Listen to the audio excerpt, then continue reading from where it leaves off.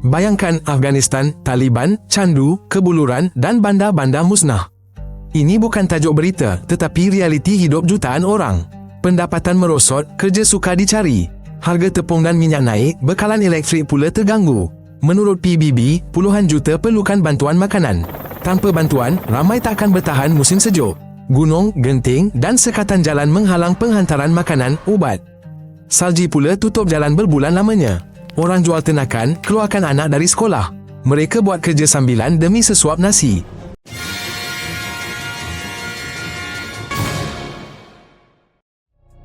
Afghanistan hampir seluruhnya bergunung. Ini mengubah segalanya. Jalan ke doktor atau sekolah memakan masa berjam-jam melalui jalan berliku. Jalan ini sering ditutup pada musim sejuk. Bandar besar ada pasar dan hospital. Namun, elektrik dan air dijadualkan. Generator pula membakar bahan api mahal. Di kampung, rumah dibuat dari tanah liat dan batu. Dapur menggunakan kayu api. Air dikumpul dari hujan atau diambil dari parit. Pelbagai komuniti tinggal di lembah berbeza. Mereka ada ketua dan peraturan sendiri. Perjanjian perlu dibincang semula di setiap lokasi. Sebarang pertikaian tanah atau air. Ini melambatkan pembinaan dan bantuan. Pada akhir tahun 70-an, tentera USSR memasuki Afghanistan dan perang panjang bermula. Pertempuran memusnahkan ladang, terusan dan jambatan. Banyak kampung menjadi kosong. Jutaan orang berpindah ke negara jiran. Selepas tentera berundur, komander medan masih memiliki senjata dan pengalaman bertempur. Tanah pula dipenuhi ranjau. Juru terbang ranjau masih membersihkan ranjau hingga kini. Namun, kawasan berbahaya tetap ada.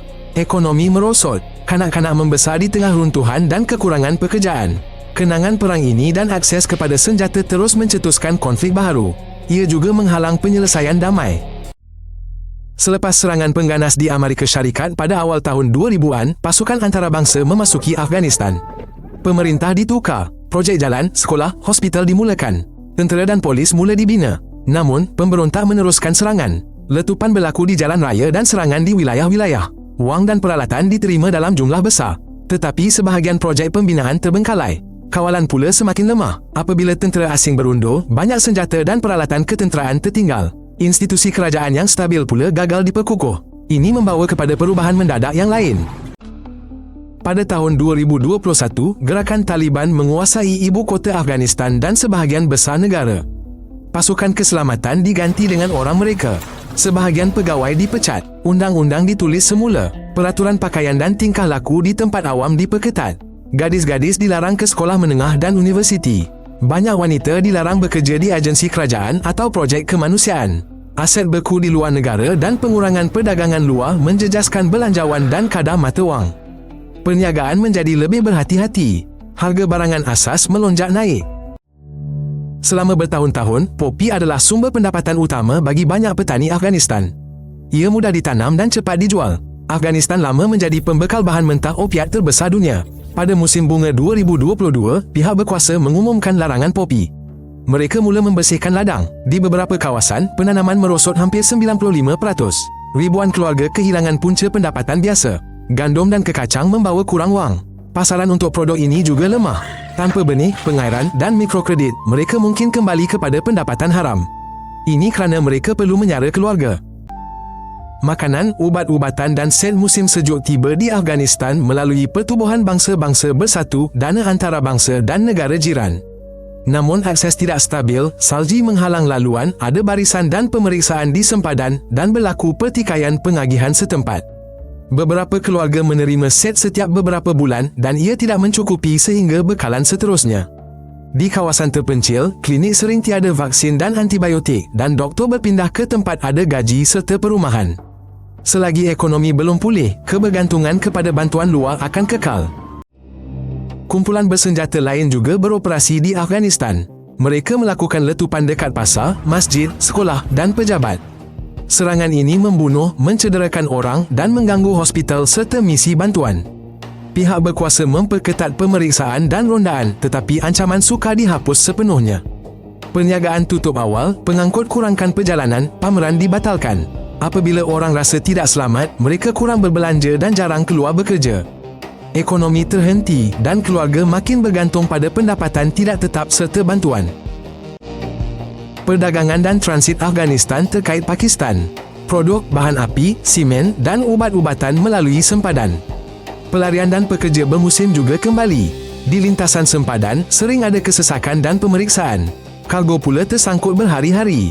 Wartawan dan penyelidik telah lama menulis tentang kaitan pasukan keselamatan Pakistan dengan kumpulan Afghanistan. Ini mempengaruhi keselamatan di kawasan sempadan. Sejak musim luruh 2023, Pakistan mempergiat pengusiran warga Afghanistan. Ini meningkatkan beban di lintasan sempadan. Apabila sempadan berfungsi, harga di Afghanistan jauh lebih rendah. Di Afghanistan, tinggal pelbagai suku bangsa besar dan kecil. Setiap komuniti ada ketua dan peraturan tidak rasmi sendiri. Pihak berkuasa berunding dengan mereka tentang ketenteraman, pembinaan, sekolah dan agihan bantuan. Di mana perjanjian dihormati, projek berjalan lebih pantas. Sebaliknya, jika timbul rasa tidak puas hati, semuanya terhenti. Pertikaian tempatan melumpuhkan klinik dan pasar. Keluarga pula berpindah mencari tempat yang lebih aman. Agar jalan raya dan bekalan air tidak terhenti esok, peraturan jelas dan dialog berterusan diperlukan. Jika tidak, pelaburan baik pun akan gagal pada konflik pertama dan tidak membawa manfaat. Jutaan warga Afghanistan telah menetap di Pakistan dan Iran selama bertahun-tahun. Sebahagian kehilangan dokumen dan terpaksa pulang. Mereka perlu ditempatkan dan dibekalkan di dalam negara. Pembela hak asasi melaporkan pengusiran besar-besaran. Pintu masuk sempadan terlalu sesak. Sekatan dan headbank menghalang pemindahan wang dan pembayaran kontrak. Badan amal mengambil masa berminggu-minggu untuk mendapatkan kelulusan. Perniagaan kecil terjejas akibat masalah tunai dan risiko pemeriksaan. Selagi akses kewangan antarabangsa terhad, usahawan tidak membuka kedai baru. Musim kemarau panjang memudaratkan tanaman di Afghanistan. Lembah sungai cetek, saluran lama perlu dibaiki, saluran baru pula jarang dibina. Petani kurang menanam kerana tiada jaminan pengairan. Mereka juga kehilangan ternakan akibat padang rumput yang teruk. Bekalan air bandar mengikut jadual. Perigi pun kering kontang. Tanpa empangan, pengairan cermat dan pemulihan saluran, setiap kemarau menjadi krisis. Orang ramai terpaksa beli air luar. Ini mengurangkan pendapatan keluarga. Selagi tiada projek pengairan berfungsi, harga makanan akan melambung. Risiko kelaparan pula akan meningkat.